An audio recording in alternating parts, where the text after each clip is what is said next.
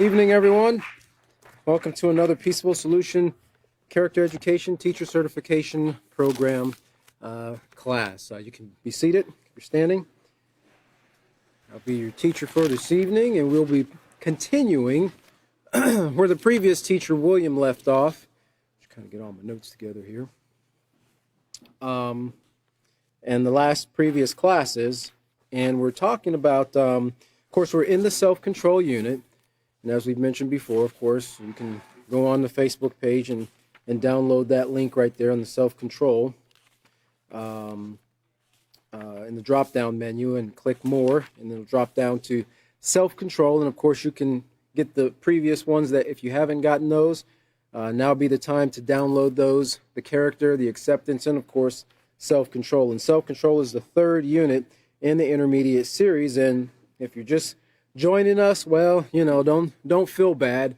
There's never too late of a time to start practicing the peaceful solution. So even though we're in the 7th chapter of the self-control unit, you can always go back and watch the previous classes. There are literally hours and hours and hours and hours upon classes. Great information expounding on what is presented in these teachers' manuals. Now, why? Why is it so long in doing so? Because we're not just going through and reading this information. We want you as a teacher to understand the purpose, the full purpose of it. And that's kind of like as we go through the lesson plans here, we have purpose and objective. We want you as a teacher to fully understand this and to be able to clearly relate it to your students. Because if you go into a classroom and present these things and you're just bumping your gums and, you know, you're not making sure, that's a part of a teacher's job, is to make sure the students are understanding what's being presented. And that's what feedback is for, right? As a teacher, you have to ask certain questions, you give certain activities, sometimes you have tests and so forth. This to gauge the understanding of the student. But now one thing that you can get from the peaceful solution that, you know, you can't always get from a piece of paper that you typically have to get with any other lesson is you can see the quality of the character in the students reflected through their behavior, right?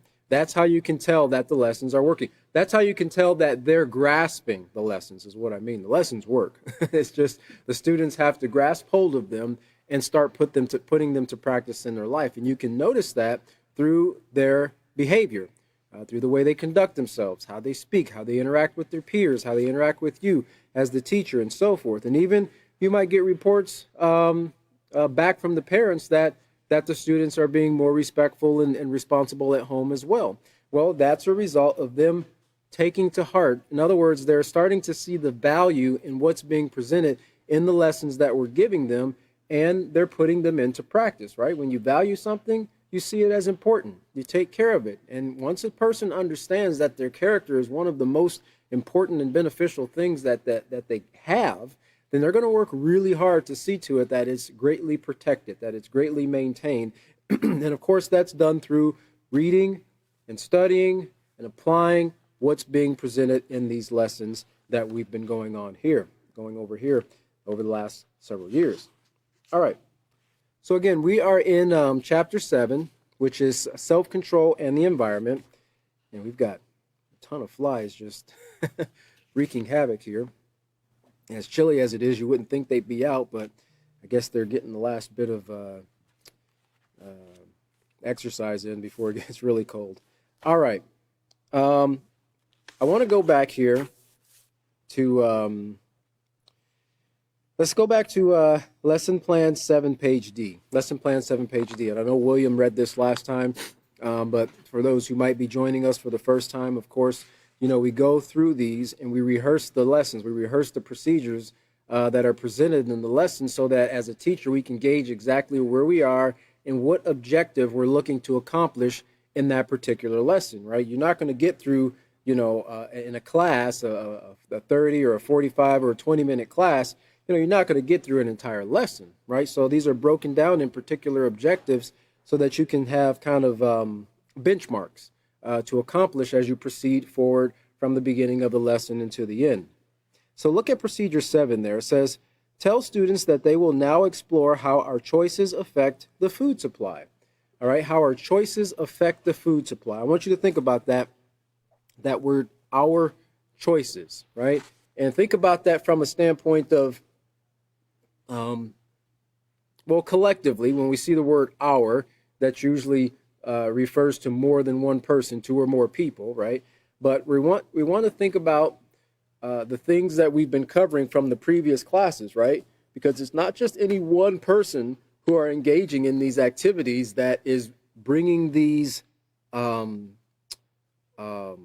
harmful products, introducing harmful products into the food supply, right? It's a collection of people who are doing it, okay? But keep that in mind when we read these our choices, because we're going to go back to the character unit and revisit something a little bit later. Ask students if they have ever heard of mad cow disease. Now, nowadays you probably won't get many students in the mid late 2000s who've heard of that. This, like I said, it was introduced to the public, made public around 1995, 96, 97, right? And it was pretty. A lot of it was in the news. A lot was presented in documentaries and so forth, showing because well, by that time it was being spread throughout the cattle, right? And I don't want to jump ahead of myself, but of course William covered a little bit of this before in the previous classes.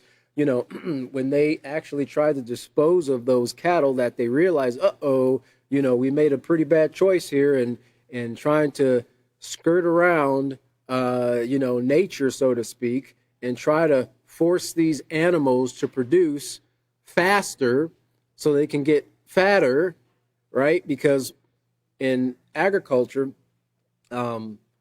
mostly in agriculture, not in all aspects, but I know at least in meat and so forth, it's pound, it's by the pound, right? You make your money by the pound, not by the number of cattle, but by how much they weigh. So if manufacturers or farmers or those in the agricultural field can find a way to fatten animals up quicker, right, then they've got a gold mine, right? It is in their mind. They've got a gold mine. What are they chasing? They're chasing the health and safety of the people, right? To see to it that we can have healthier, cleaner, fatter food. No, they're chasing money, right? And when people have their minds, their value on money without coupling it with moral principles, then we have this situation that we're talking about right here. And mad cow is just one of many consequences that have been introduced into society as a result of immoral activities by mankind. Okay, not following the rules. It kind of makes me think of I've heard it from young people, teenagers, and so forth. I thought it when I was younger. I can't wait till I'm old enough to go on my own, or till I'm 18 years old or 21 years old or whatever, and I can go do whatever I want to do, right? And people say that not thinking or not realizing, mostly out of ignorance, right? Not being educated enough to realize that there are consequences to everything we do. There are rules that govern every aspect of life. There are rules that govern the cattle industry, right? And the things that are healthy and beneficial for cows to eat. Cows, sheep, deer, bison, all of these things. And we're going to get into that a little bit because they fall into a family of animals called bovidae. But there are rules that govern what they can and what they can't eat. And when those rules are broken, then a consequence comes. And that consequence doesn't just stop with the 1 or 2 or 3 or 400 animals that ate it. No, it grows and it spreads. And as we've seen here, it gets out of control to where now there's no way to contain this monster that mankind has created because they failed to follow the rules. Now, for thousands of years, people have been trucking along, just raising cattle. You had shepherds that used to raise sheep. I mean, it's kind of a rare thing to find that anymore, right? I mean, you still have people that raise sheep, but they don't walk them across the land and have a shepherd staff and things like that and have to fend off wolves and things. But but they still raise sheep. But for years, they just let their animals graze naturally, right? The food is provided on the ground for them, okay? But it wasn't until the industrialization of countries where they started condensing down space. Before, you used to have people who had cattle, they'd have thousands and thousands and thousands of acres, so that they could graze their cattle. And then you'd actually have to have ranch hands that would have to go out and, rustle in the cattle. Sometimes they go out on horseback, sometimes they go out on UTVs and in trucks and so forth, and they'd have to gather up those cattle so they can bring them in and put them on the truck and take them to market. Well, nowadays you'll have 500 head of cattle on like 6 acres of land, right? And all they're doing is they're stepping in their waste, they're stepping on each other. They're not eating anything beneficial if they're eating anything off the ground, and so they get sick. And as William showed in some of those videos, with the cows, with the downer cattle, they can hardly stand. And that's not because of them necessarily stepping in their waste. They can get infections in their hoof and so forth, but that's as a result of the BSE, okay? But it's because mankind has placed more value on making money, right, filling their bank accounts, than they had on providing clean, healthy food to those that they're supposed to be serving. And as it was mentioned in the previous class, those things come back on the very person who does those things as well, who puts those things into the food market. It eventually will come back around to them as well, as we're going to continue to find out here.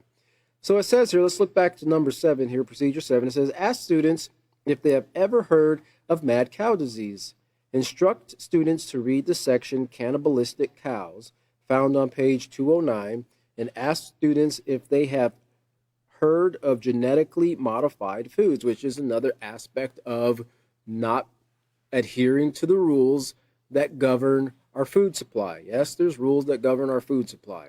And when we don't follow those rules and we try to, find a shortcut or find something that's better, or we start messing with the genes, right, that have been there for thousands of years. Now, I'm not talking about taking an apple and an apple tree and splicing it with another apple tree, how you can graft it into another apple tree and then get maybe a whole new different species of apple. No, I'm not talking about that, right?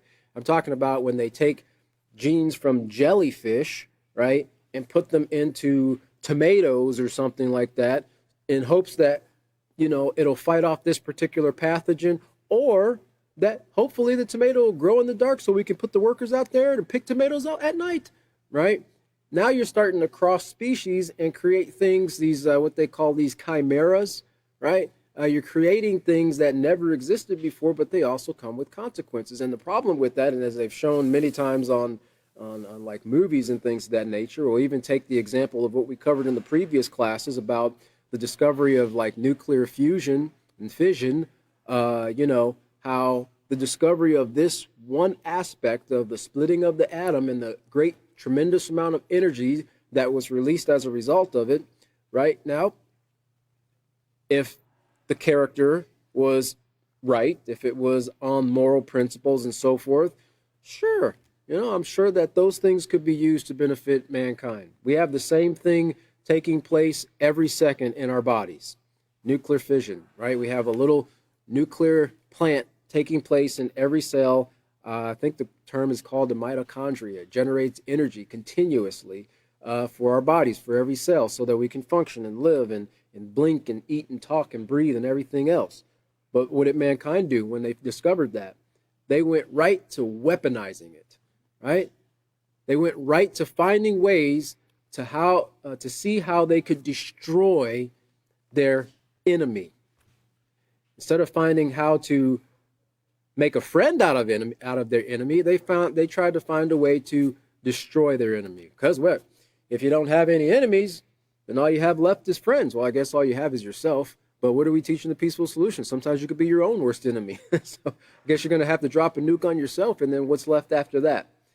Okay, but this is the mindset of society, because these morals have continuously been canceled out through the system of education in the homes and the schools, coming forth from Hollywood and so forth. So we see here another aspect of not following the rules, genetically modifying foods. And if you've ever followed the news in this regards, you've seen many lawsuits that have come up from communities that farming communities that have been sadly suffered effects of cancers, degenerative, not degenerative, well, some degenerative disease, but mutations in their genes, cancers, lymphomas, and skin cancers, and things like that that have come up as a result of living next to fields where they spray, these harmful pesticides right next to the people who just live just down the road from it. Okay, sometimes even countries, right, have brought lawsuits against international suppliers of these same pesticides.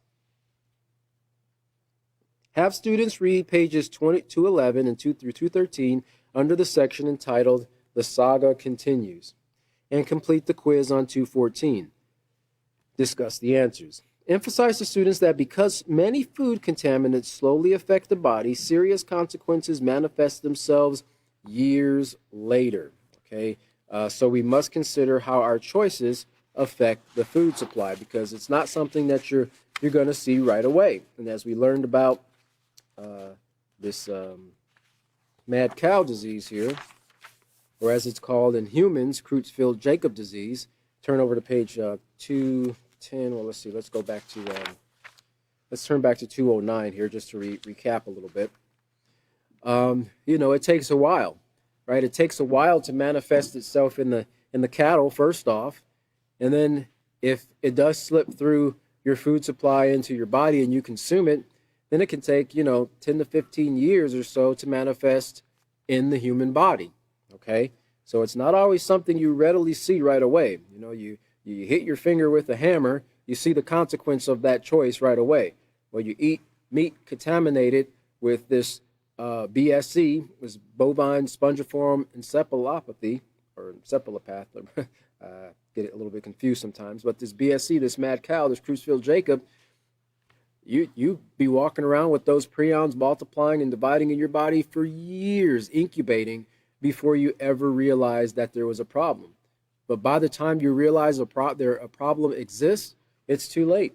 Even if you were to try to catch it early, they have no known cures for this disease. There is no cure, right? They attempted to do that by burning the cattle. Didn't work. Just made the problem worse. It spread it even farther. So let's look back to page 209 here, and we'll just kind of rehash what William covered last before we move forward. And so again, this is just one aspect of our food supply. Self-control, how a lack of self-control in regards to the environment can negatively impact the environment, the food supply, which comes from our environment, but also depends on the environment to be healthy, because our animals, our plants, and so forth, they rely on the soil, and it being clean and healthy, not having toxins and pesticides. Everything needs water, right? To have a clean, healthy source of water, and everything needs a certain amount of sunshine. Okay, coming down, that helps with the process of photosynthesis and so forth, and that causes the grass to grow, and the cows eat the grass, and then we milk the cows and we get the milk and make ice cream and cheese and butter and burgers and things of that nature, or whatever, sheep or goats or whatever it is you like to eat. So let's look at the middle part there. It says cannibalistic cows. Cows eat grass, right? Well, not always. Cows by nature are vegetarian, but modern agricultural techniques decided that it was more profitable to feed meat to cows than to keep feeding them grass. Okay, so cows by nature, as we have in the book here, are vegetarian, or as I believe the more technical term is, they are classified as herbivores, right? They just eat plants, grass and plants and so forth. And this is also proof here that having a vegetarian diet does not cause you to lose weight. Most cows I look at are pretty fat, all right? But yet they're vegetarians. Cows that died of cancer and other diseases were sent to rendering plants. Now, William showed that video. I don't know if you were able to watch it. Thankfully, I was not eating at the time. But you know, they take these animals, and that wasn't shown on there. I think it was like a sheep and a pig and a cow and I think a horse or something like that that was dumped in the little vat thing, the grinder, to extract the fats and oils and whatever else, you know, out of there. But like he brought out, I mean, they actually pay people to go and scoop up roadkill, right? You know, that the skunks, the raccoons, the dead cats and dogs and rats and, you know, possums and armadillos that cross the road and don't really quite make it properly. Yeah, those go to the rendering plants as well. Why? Because it's a free source of fat. It's a free source of protein, and they get mixed in with everything else. And hopefully we'll get to it, but William touched on it just a little bit, but a lot of those things not only go into a lot of the foods that we eat, but a lot of the foods that we put on our skin, right? Because your body does not only eat through your mouth, you can also consume through your skin. Your skin is porous. It's like a two-way screen, so to speak. Kind of like the atmosphere is, right? It allows certain things in, and it respires certain things out. Well, when you take a lotion or a cosmetic or even a perfume, I don't know how many people know this. Some of the perfumes that are used, they have what they call fixatives in those perfumes.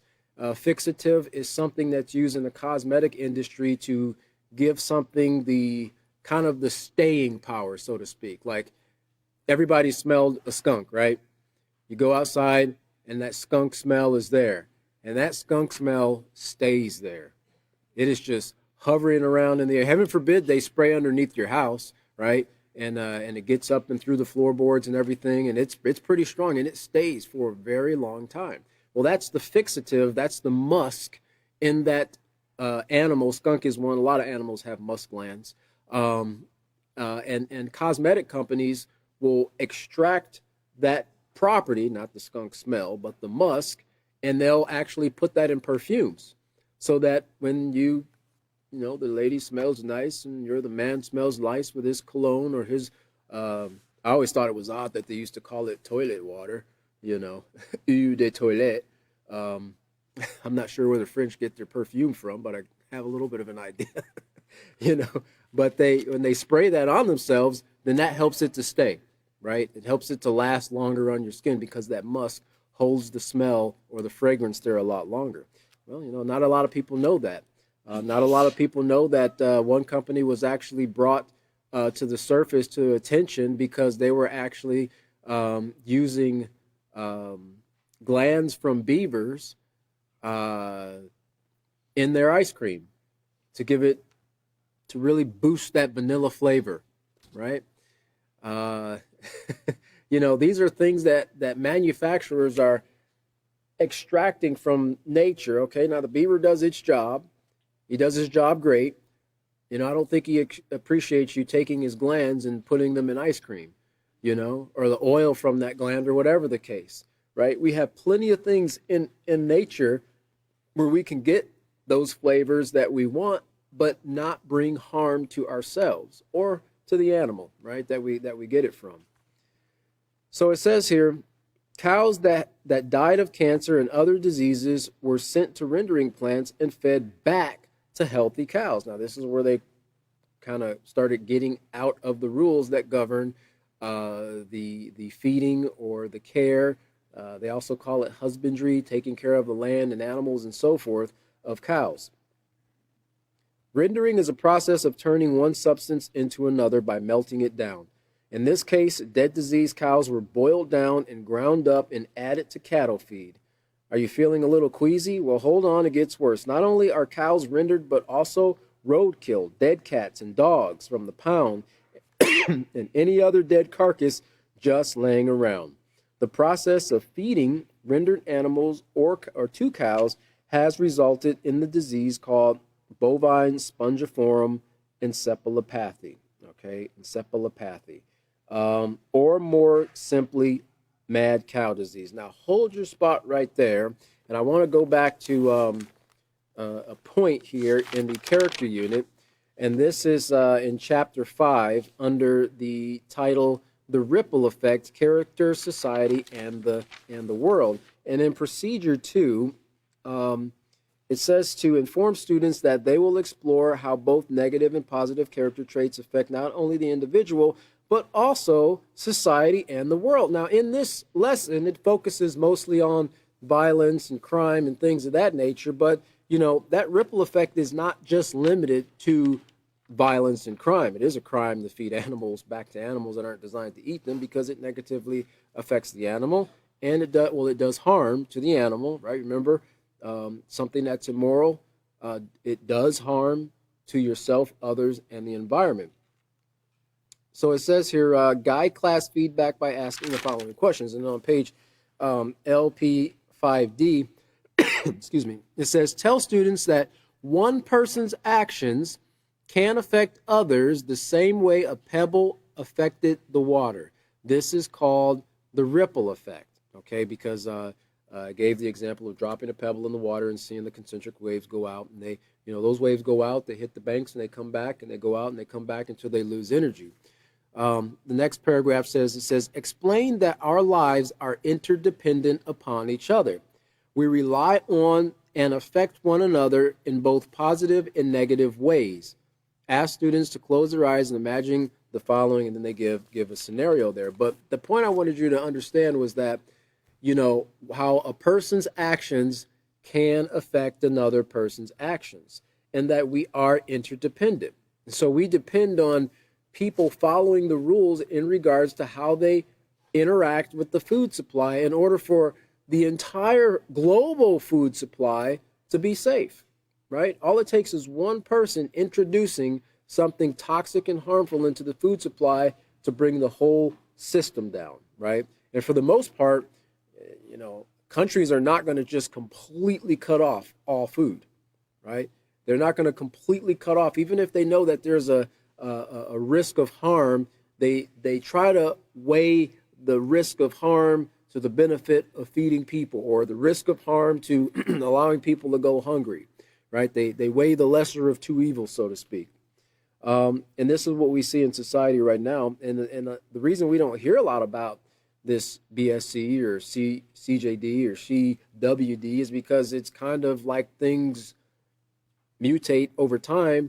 They kind of take on different forms or different names. I don't know. We'll see if we get to that in this class or possibly the next one. A mutated protein, and William covered this last class, called a prion, is thought to be the cause of this disease. Mad cow disease leaves spongy holes in the animal's brain, hence the name spongiform. The disease of the brain affects the cow's ability to do simple tasks, like standing and walking, and you saw that in some of those videos there. The animals also lose interest in food and water, and eventually they die. It has been reported that mad cow disease first appeared in a British dairy in 1985.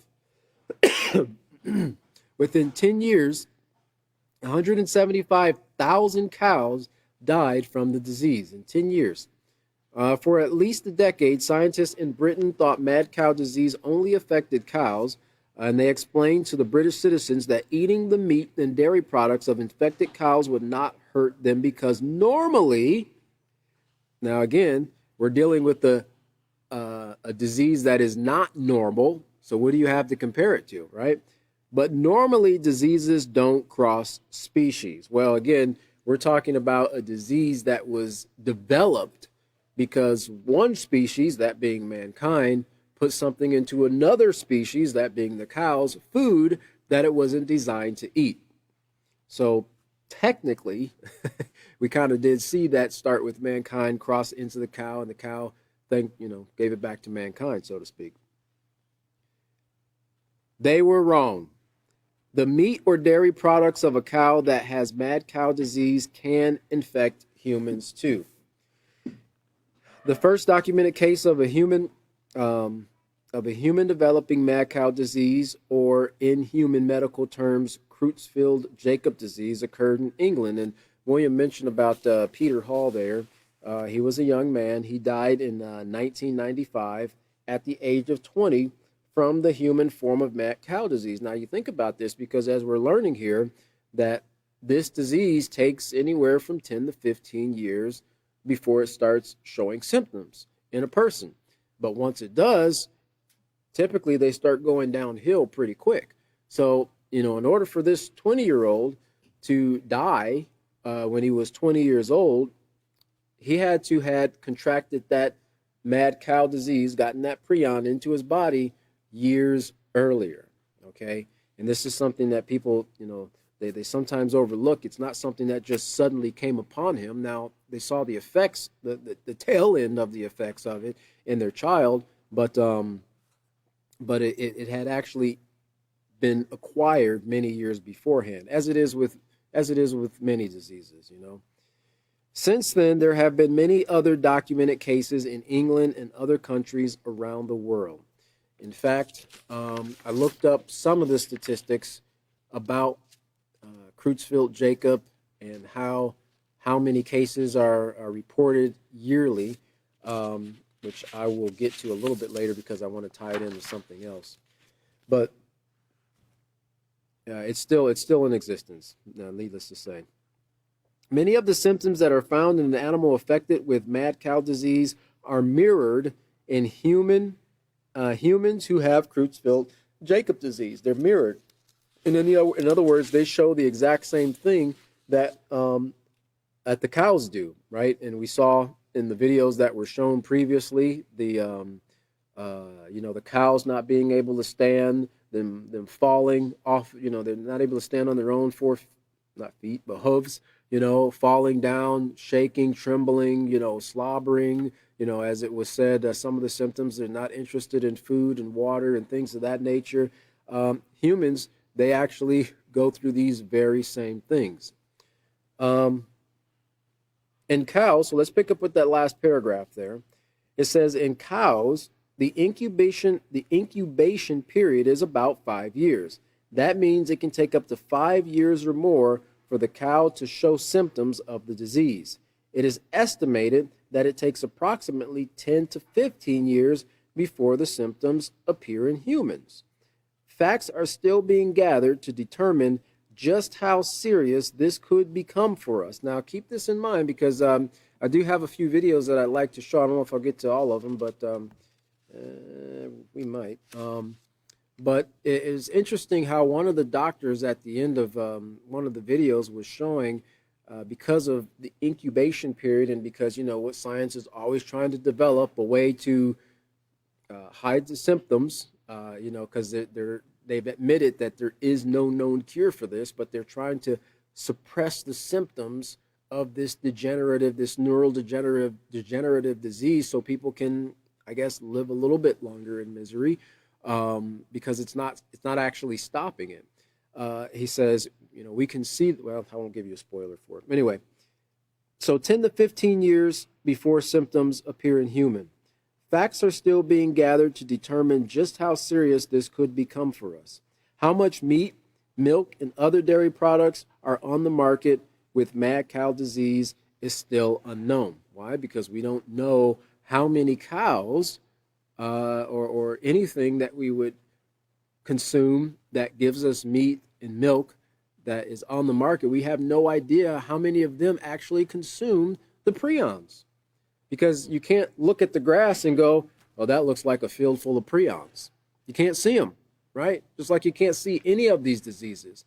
And the cows and the deer and the goats and the sheep and so forth, they can eat these things on a regular basis. And in a lot of cases, they're not even allowed to live 5 years before something like this would even show up. They're taking the slaughter as soon as they're healthy and strong enough for them to have the appropriate weight so that they can take them to slaughter. And so these things are continually going into the market. Let me see here.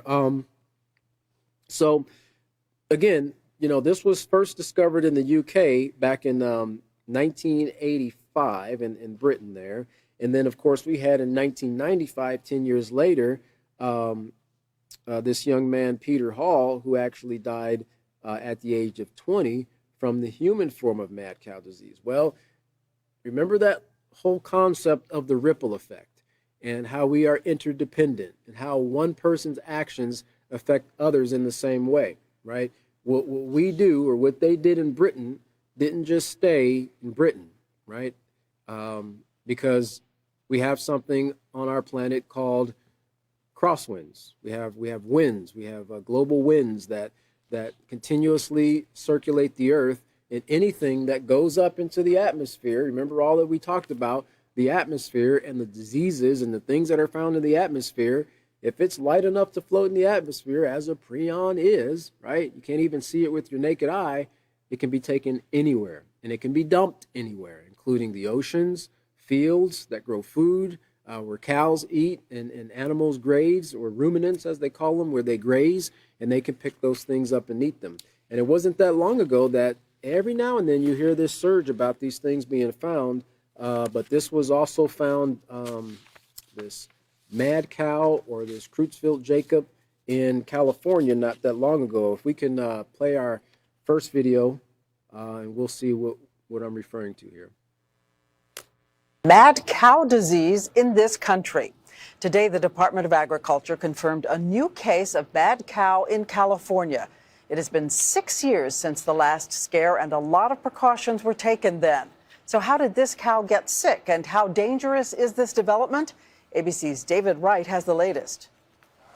Rarely does the health of a single cow have billion-dollar implications, but in this case it does, because it's America's first confirmed case of bovine spongiform encephalitis in 6 years.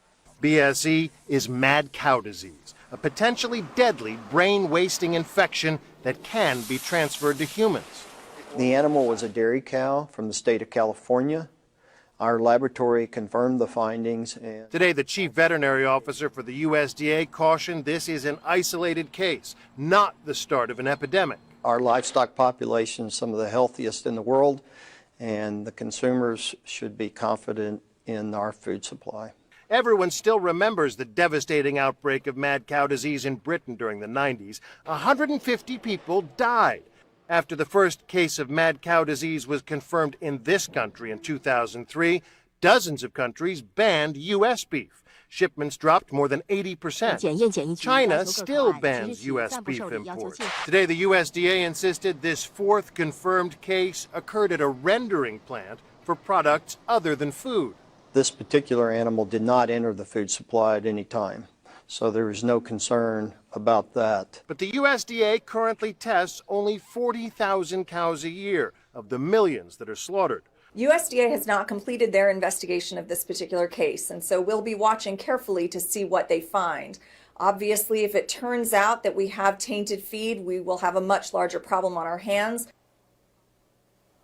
Now, it is a mystery how this cow in Hanford, California, contracted the disease. Apparently, it was not from tainted feed, which had been the source of previous outbreaks, but the FDA and the USDA will be testing the feed supply anyway, Diane. And the government advice to consumers, David? Well, they say that the beef is safe. Don't forget the burgers and the steaks off the grill at this point. However, food safety advocates have been warning that stricter safeguards should be put in place, but cattlemen have resisted them, Diane. And David Wright reporting. He'll have more on this, of course, tomorrow. All right. The food is safe. Millions of cows slaughtered. Only about 40,000 get tested. So let's just hope, or they say cross your fingers, that you don't get that one with the mad cow. Well, as we talked about this, this, I want you to keep in mind this word here. Let me see here. Bovine spongiform encephalopathy. The first word in there, bovine, it's from the family Bovidae, all right, and it affects a particular group of animals. Okay, not everything suffers with this, but a particular group of animals, particularly the ones that are called hoofed ruminants, the ones that animals that regurgitate their food and they chew the cud and they have the even toes or the two split hoofs. It says Bovidae is a family of hoofed ruminant, and a ruminant is an even-toed ungulate mammal that chews the cud regurgitated from its rumen. The ruminants comprise the cattle, sheep, antelope, deer, giraffes, and their relatives. So it's quite a large family of beings. It says, as a member of this family is called bovid. They are widespread throughout Africa, Asia, Europe, and North America, and are found in variety of biomes, most typically forest, savanna, shrubland, and grassland. Some examples are, we just gave some there, but also like bighorn sheep, bison, antelope, moose, gazelle, white-tailed deer, mountain goat, wildebeest, eland, and kudu, all right? And they all fall into that same family. So I want you to take a look at this next video because they're also suffering the same results of this form of mad cow, but in the deer, right? The deer or the, well, I guess it'd just be called deer. Let's look at video number 2, please. For the last 50 years, researchers have been studying chronic wasting disease among the moose, elk, and deer family. Montcalm County considered one of the hotspots where CWD is prevalent. And now it's been found in a Montcalm County deer farm, not in a wild herd. 13 on your side's Nina DeSaro spoke to the Department of Natural Resources and the effect the disease will have on this upcoming hunting season. Something happened to you, huh? This cell phone video depicts a common reaction to a deer positive for CWD in its end stages. It literally eats away at the brain. So you literally get these holes within the brain, and so it shuts down functions within the brain. And so that's why you see the end stages of this disease, a very emaciated animal, typically drooling, just very poor looking condition, and it really isn't even aware of its surroundings anymore. The disease was initially found in Colorado. What went from finding it in Colorado has now expanded 50 years later to 24 different states within the United States and 2 Canadian provinces. The DNR regularly tests deer for CWD. We've tested over 60,000 deer. We have, I believe, 118 positive cases to date. 68 of those 118 were from this past hunting season.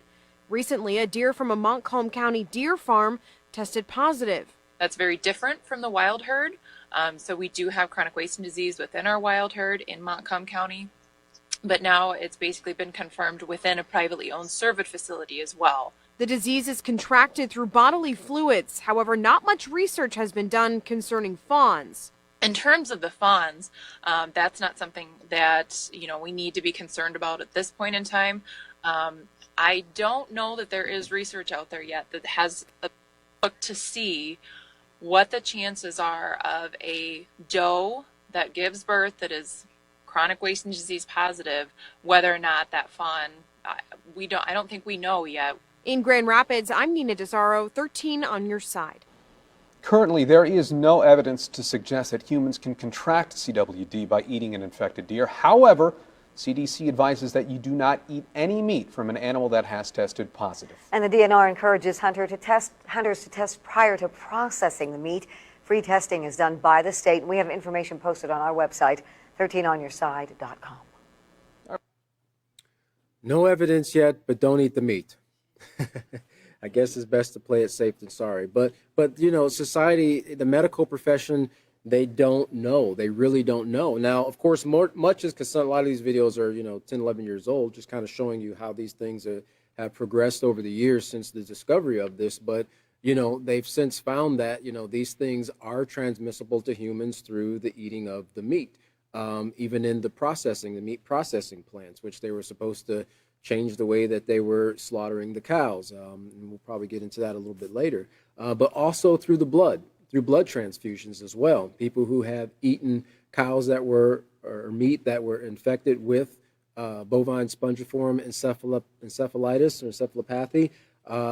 In the United States, they won't even take blood donations from certain countries where people have spent a particularly long amount of time there because it is possible for them, that prion, to be in their blood and to be transferred through a blood transfusion. And then, you get an accident or something like that.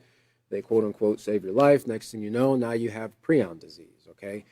So there's a lot more things over the last, 20 or so years that they found out that, yeah, this is transmissible. And one of the key words and then this is, I was talking about how the names change, is they call it, let's see here, TSE. transmissible spongiform encephalopathy.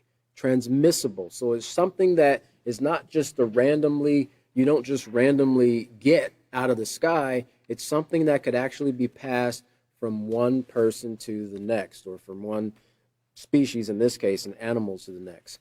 For time's sake, I want to go to video 6, because we're going to, we talked a little bit about this young man, Peter Hall, and I'll see if I can bring a little bit more. I was trying to find a little bit of a shorter video, but this video, it kind of starts off, we cut a little bit out of there because there were some things in there at the beginning, but it starts off with the mother of the young man talking about how, you know, after some time they realized that their son was actually dying because they didn't know what it was. You know, in 1995, they didn't have a name for the human form of mad cow disease, but she realized that it was coming from the eating of contaminated meat. And then there's a little bit more that goes into the video, but pay attention to what the doctor says at the very end of the video. If we can play video 6, please. Explanation was that these young people had eaten infected beef and were dying from what was killing the cattle.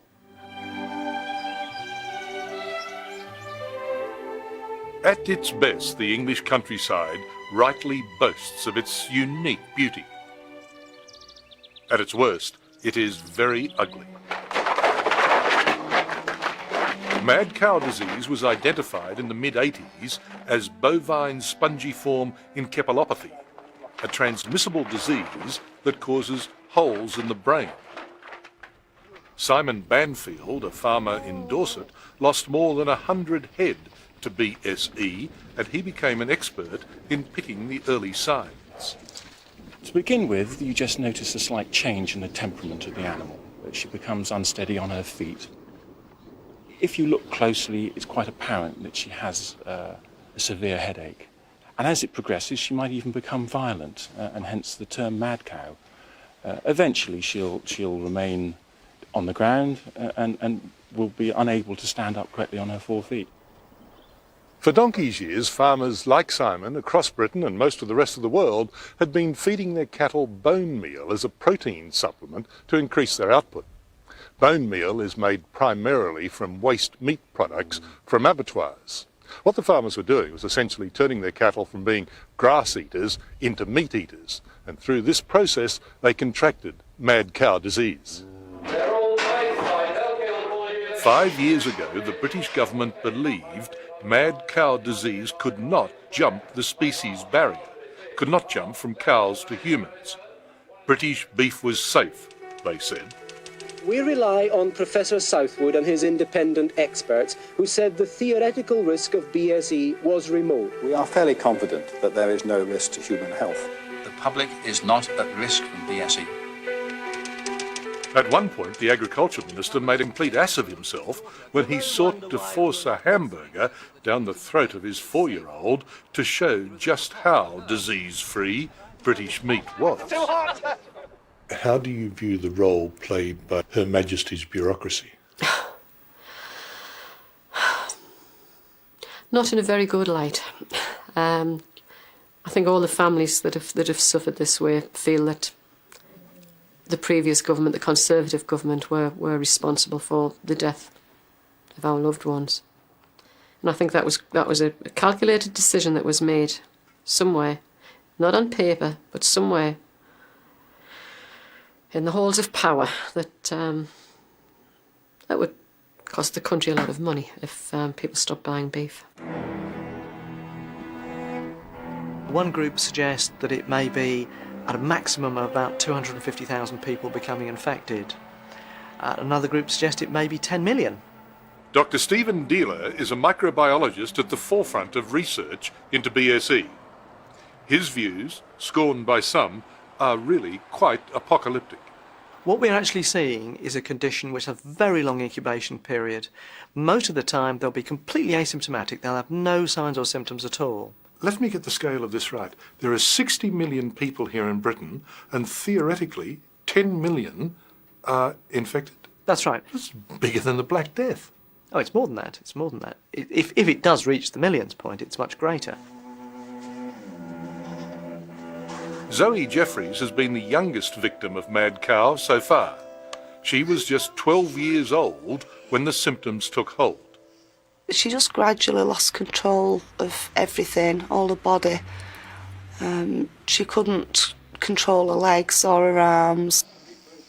Zoe's mother, Helen, took this harrowing home video of her daughter's suffering and asked that it be shown on British TV to confront people with the horror of the disease. She would hurt herself a lot because she got very agitated, and we had to put all quilts at the side of her bed because she hurt herself on them. You feel helpless. But basically, she just lost all her bodily functions and had no control at all. In the shadow of Edinburgh Castle in Scotland, government scientists are undertaking a national forensic study into what is looming as an epidemic. Mad cow is not a virus, not a bacteria.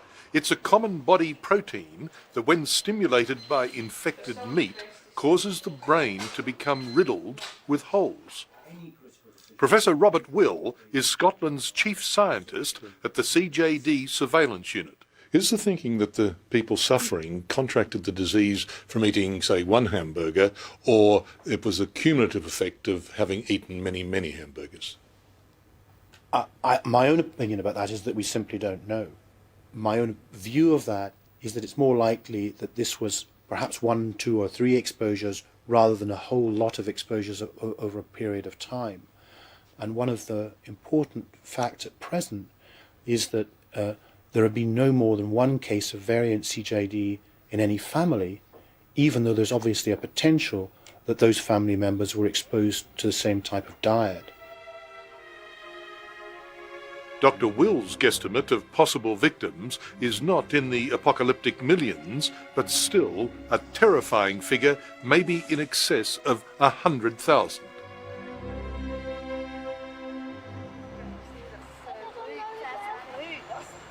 The death of their sister Zoe has had Helen's 2 younger daughters, Tamsin and Faye, swear off meat forever. They check everything they eat. Do they? If I'm buying something different, they check the ingredients on everything. What, looking for meat? Looking for meat or anything to do with meat, gelatine. If anything's got gelatine in, they won't touch it. So even at the age of 9, that young Faye has that in her mind? Yeah. Yeah, they've seen what it can do. Where the British government is truly culpable is that when they banned bone meal because they knew it was poisoning their own cattle, they still continued to export that very same bone meal to 69 other countries. But thankfully, not Australia. Absolutely horrified the scientific community, because we knew wherever it got sent to, it wouldn't just be fed to pigs and chickens, it would get fed to cows. And a lot of people actually from the scientific profession tried to stop it. This was the food you decided was too bad to give to your own cows. That was incompetence. I couldn't justify that in any way. So the disease has already started to expand in France and Belgium and Germany. With permission, Madam Speaker, I would like to make a statement. It was not until 2:30 in the afternoon of March 20, 1996, that the British government finally told the whole truth. The Secretary of State for Health stood up in the House of Commons and announced that there was a probable link between BSE and a new disease in human beings, and things have changed greatly since then. There remains no scientific proof that BSE can be transmitted to man by beef, but the committee have concluded that the most likely explanation at present is that these cases are linked to exposure to BSE before the introduction of the specified bovine offal ban in 1989. Quite frankly, it's a day that changed all our lives. It's a sort of a similar date that the Americans might think refers to Pearl Harbor. Nothing will ever be the same again after that. 2 months ago, Australia banned all European meat products. Shelves were wiped clean of foreign salami, foreign beef stock, gelatin, even mascara. Back in Britain, at-risk stock have been slaughtered and incinerated in their millions. Today, every cow requires its own passport, asserting that it, at least, is not suspect. So it is not just a name, it is genuinely a passport. It's a genuine passport, and this animal is absolutely worthless unless accompanied by this passport. That passport will remain on the same holding with the animal until it leaves to go to the abattoir. The British say they've taken all necessary precautions against a further spread. Maybe they have, but the legacy of their earlier willful inaction is an unknown number of people yet to show up with the disease in their own country, and heaven knows how many more in foreign countries. We're still eating cows which we think may actually have become infected when they were very young. That is still happening. And so we may actually find incubation periods in humans of between about 16 and about 45 years, something like that. So this is around for the rest of, well, my life. I'm afraid so. You'll find people dying of this disease probably for the next 50 years.